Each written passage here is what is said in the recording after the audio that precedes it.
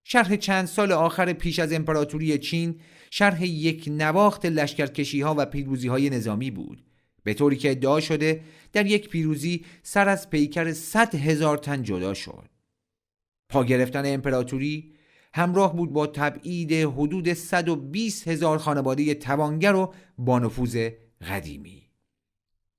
دگرگونی نتیجه ابتکار تنی چند فرمانروا نبود که نظامیان قدرتمند را آرایش داده باشند. تغییرات در فناوری و کشاورزی نیروهایی را به حرکت واداشته بود که فرمانروایان نمی توانستند آنها را مهار کنند و اغلب هم نمی خواستند.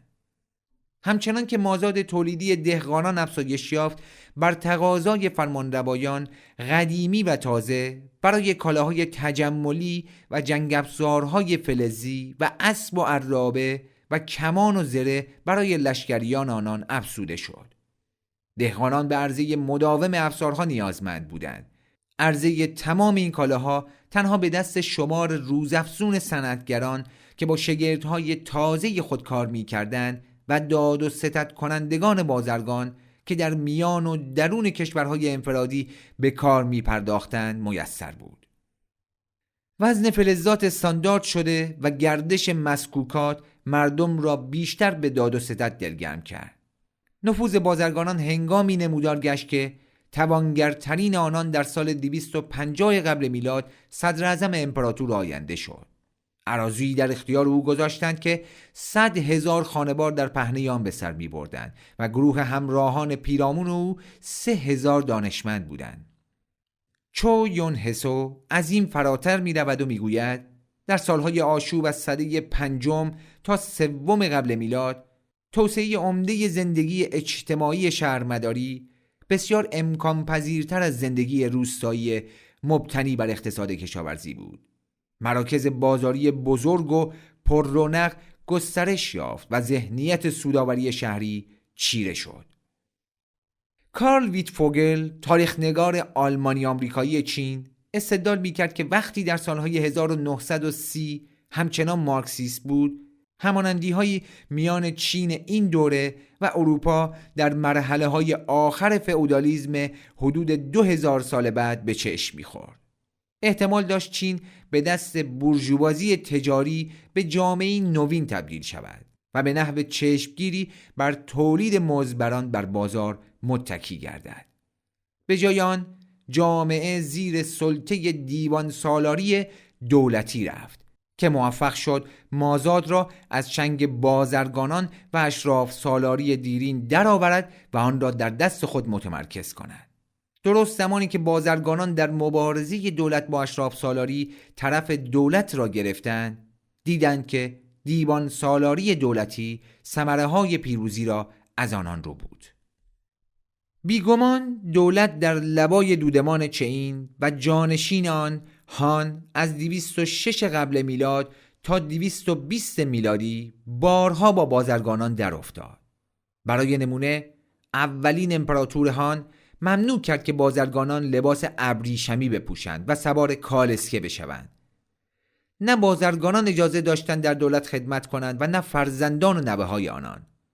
دولت سررشته 2 صنعت عمده نمک و آهن را به دست گرفت تا همچنان که از یک سند هان برمی آید مطمئن شود که سودهای مختلف نمک و آهن به دست دولت انحصاری می گردد و از این رهگذر کاسبکاران و بازرگانان ثروتمند سرکوب می شوند.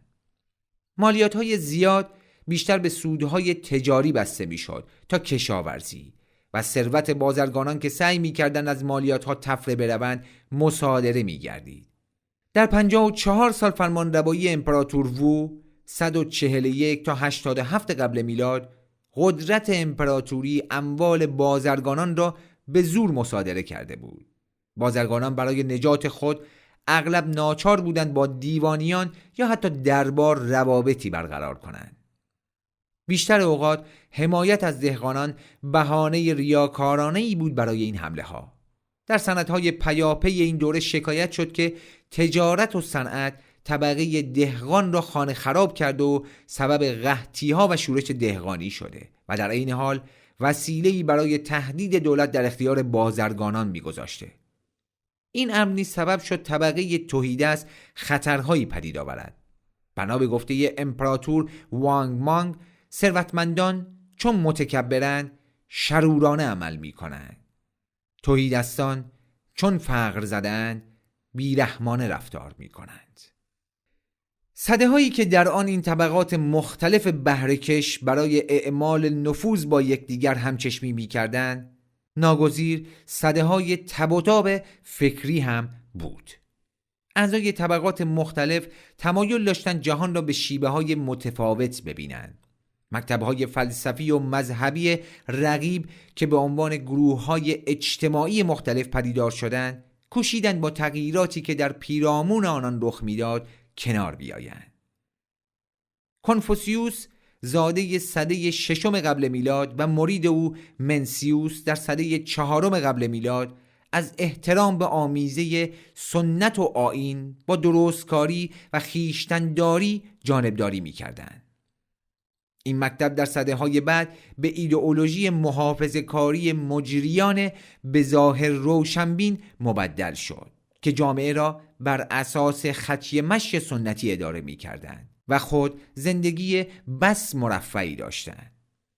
اما در روزگار منسیوس مکتب به رد شیوه‌های امیران آزمند اشاره می‌کرد.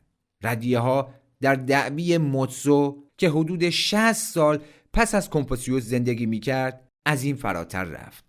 او فرقه ای را بنیاد نهاد که به روش مستبدانه بران بود برابری خواهی را بر اساس قناعت همگانی پابرجا سازد و با خودپسندی و تجمل و جنگ از در مخالفت درآید. برعکس جریانی که بعدها تائوئیسم خوانده شد اندرز می‌داد که رستگاری فردی نه در عمل جمعی بلکه در فراگیری شگردهایی نهفته است که به فرد کمک می‌کند از عالم کناره بگیرد و بر آن چیره شود. روایت‌های آیین‌های کنفوسیوس و تائو در بیشتر دوره اخیر تاریخ چین برای جلب نظر مردم با آیین بودا رقابت می‌کردند و فرقه‌های برابری‌خواه که بارها پدیدار شدند نارضایتی تنگ دستان را بیان می‌کردند. اما پیروزی مستقیم در جدال‌های ایدئولوژیکی سده‌های آخر قبل میلاد جریان دیگری بود که معمولاً قانونگرایی خوانده می‌شود. این مکتب تأکید عمده را بر توانایی و عملکرد دیوان سالاری دولت می‌نهاد. اصرار می‌ورزید که کارگزاران دولت باید تنها به اجرای قوانین خود بپردازند، بدون اینکه با پرداختن به فضیلت شخصی اندرز داده شده پیروان کنفوسیوس و منسیوس از راه خود گمراه شوند. قانونگرایی نقش مجریان را تجسم خیر همگانی توجیه می‌کرد. نیز با تأکید بازرگانان بر محاسبه منطقی و ترس از تصمیم‌های خودسرانه سیاسی که سد راه پولسازی آنان بود سازگار بود. اندرزهای این مکتب همه فهم بود. برای مثال در سروده‌های مذهبی برای توده‌ها، دستورهای مجریان و دولت اقدام ایمنی لازم برای کل جامعه نشان داده می‌شد. فرمانروایان در قبول عام جهاننگری تمامیت‌های خود تنها به متقاعد سازی فکری متکی نبودند، بلکه سخت تلاش می‌کردند که هیچ گونه گزینه‌ای در اختیار مردم قرار نگیرد. نخستین امپراتور دستور داد تمام کتاب‌هایی که به سنت‌های کهن اشاره کرده بودند سوزانیده شوند، با این استدلال که برخی ادیبان از الگوی دوره حاضر سرمشق نمی‌گیرند، بلکه گذشته را میپژوهند که از دوره حاضر انتقاد کنند. اینا مردم را سردرگم و تحریک میکنند. صلاح کار این است که این کارها ممنوع شود. کسانی که جرأت میکردند درباره کتاب‌های ممنوع بحث کنند به کیفر اعدام محکوم میشدند و جسد آنان در برابر دیدگان همگان گذاشته میشد. اشخاصی که برای خرده‌گیری از اکنون از گذشته بهره میجستند باید همراه با خیشان خود کشته می شدند. در آغاز قدرت فزاینده دولت از پیشرفت مداوم در تجارت و تولید صنعتی جلوگیری نکرد. واقع این که آنان از اقدامهای دولت بهره می بردند، مانند ساختن راهها و آبراهها و گسترش امپراتوری به جنوب چین و آسیای مرکزی و هندوچین و شبه جزیره کره. پیشرفت‌های فناورانه بسیار مهمی رخ داد. پولاد در سده دوم میلادی یعنی 1500 سال پیش از پدیداری آن در اروپا تولید میشد. نخستین چرخ‌های آبی جهان کار می‌کردند و چرخ دستی که مردم را توانا می‌ساخت باری بیش از 2 برابر وزن خود را حرکت دهند در سده سوم میلادی به کار می‌رفت، یعنی 1000 سال پیش از رسیدن آن به اروپای باختری. اما استقلال بازرگانان، کارفرمایان به عنوان طبقه محدود شد.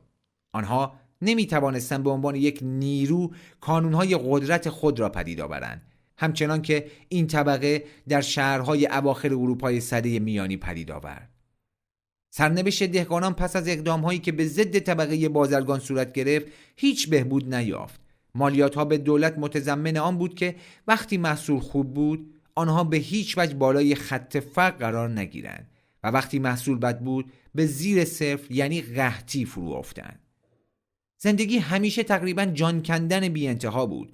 اگر قرار بود خاک شمال جلگه چین خشک نشود یا در علفهای هرز و حشرات غرق نگردد، میان کاشت و برداشت نیازمند توجه مداوم بود. با این همه بین 1/3 از محصول یک راست به دستهای دیگر می رسید.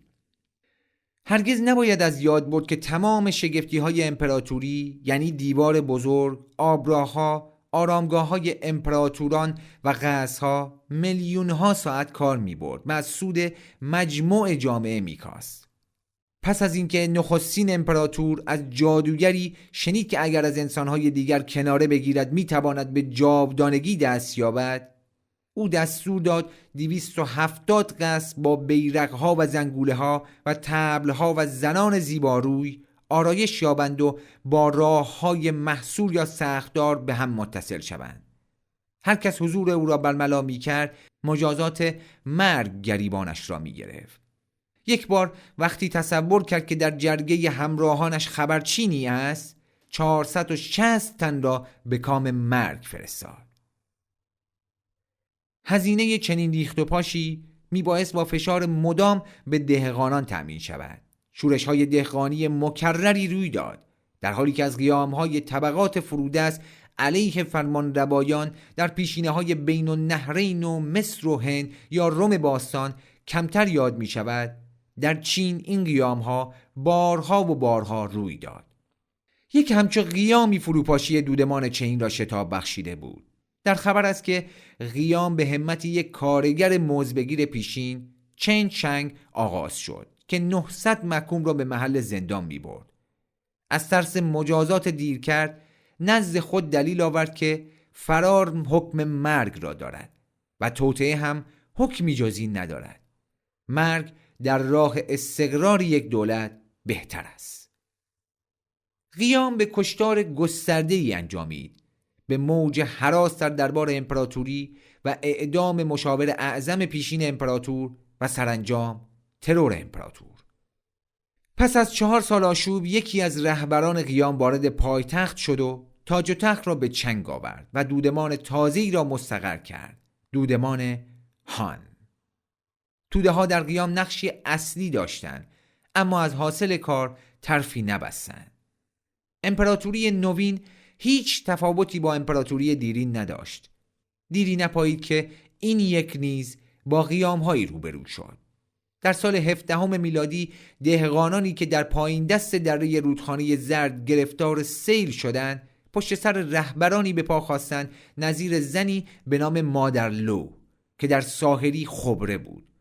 آنان به سرخ ابروان چهره بودند، چون چهره خیش را رنگامیزی می کردند و در لوای رهبران خیش پادشاهی های مستقلی در 2 منطقه تأسیس کردند. از این گونه قیام ها که سرمشقی شد بارها رخ داد. زورگیری های نظام مالیاتی امپراتوری و زمینداران دهقانان را به قیام وامی داشت. قیام ها تمام استانها را مسخر می کرد، با مراکز استانی کامل می شد و حتی پایتخت امپراتوری را تهدید می کرد، تا اینکه سرداران ارتش امپراتوری و کارگزاران دولتی که با دربار اختلاف پیدا کرده بودند و برخی زمینداران به صف مردم می پیوستند. با این همه کار قیام‌های موفق به امپراتوران نوخاسته و دودمان‌های نوپایی ختم می‌شد که با مردم همانقدر بد رفتار می‌کردند که کسانی که جایگزینشان شده بودند. موضوع تنها فساد رهبران خاص نبود. دهقانان نمی توانستند یک سازمان متمرکز دائمی برقرار سازند که امکان یابد هدفهای خاص آنها را بر جامعه اعمال کنند. نان و آب دهقانان از کشت پار زمین‌های آنان به دست می آمد و نمی توانستند بیش از دوره کوتاه اراضی خیش را ترک کنند. کسانی که چنین می کردند غیر دهقان می شدند و برای ادامه زندگی خود به چپاول یا رشوه‌گیری روی می آوردند و اسیر نفوذ کلام کسی می شدند که به آنها پول می داد. کسانی که بر سرزمین خود می ماندند چه بسا سودای جهانی بهتر را در سر می پختند، جهانی فارغ از زحمت و سختی و قحطی. اما وقتی کار به آبیاری و مهار سیل و تهیه افسارهای آهنی و دستیابی به کالاهایی می شد که خود نمی توانستند عمل آورند، به مجریان دولت متکی می شدند و سودای جهانی را می پروردند که در آن مجریان بهتر رفتار می کردند و زمینداران به آنها فشار نمی آوردند. اما نمی توانستند صورت جامعه یکسر متفاوتی را به ذهن راه دهند که امورش به دست خود آنان می چرخید. با این حال شورش ها در سوس شدن بنیاد امپراتوری هان اثری فزاینده داشت و در تمام دوران کنونی اروپای باختری پایید.